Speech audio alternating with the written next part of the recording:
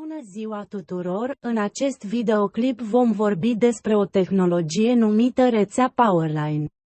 Uneori, ar putea exista cazuri în casa sau biroul dumneavoastră, în care doriți ca un anumit computer dintr-o anumită parte a clădirii să poată accesa internetul.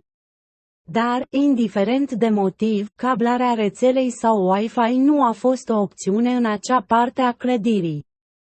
Poate din cauza dificultăților în structura clădirii sau a interferențelor sau a altor motive.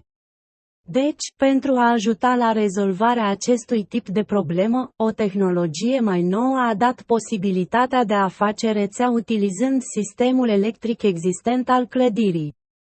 Rețeaua Powerline oferă abilitatea rețelei Ethernet peste putere.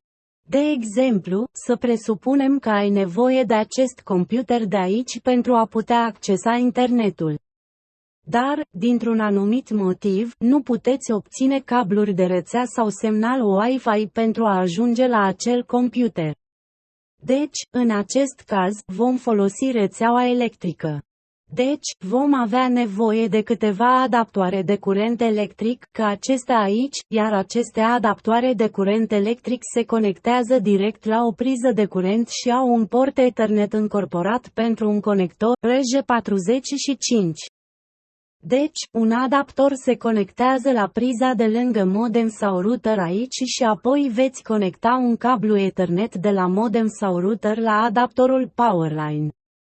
Apoi, veți conecta celălalt adaptor de curent electric la priza de lângă computerul de aici și apoi veți conecta un cablu Ethernet de la portul de rețea al computerului la portul Ethernet al adaptorului de curent electric.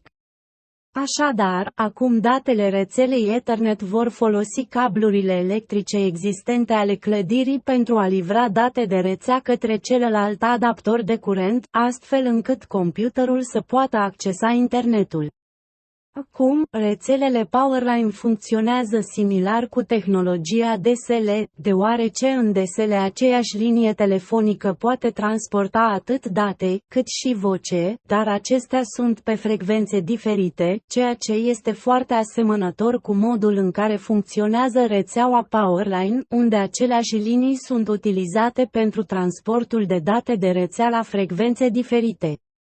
Deci, aceasta este o opțiune extrem de convenabilă, mai ales atunci când este prea greu să rulați cabluri noi, sau dacă există prea multe interferențe pentru a utiliza Wi-Fi. Puteți pur și simplu să utilizați cablajul electric existent al clădirii pentru datele de rețea, și cam asta este. Nu există configurație software sau configurație hardware reală. Pur și simplu conectați adaptoarele și conectați cablurile de rețea și este gata. Cam atât a fost pentru astăzi, sper că ați învățat ceva și ne vedem data viitoare.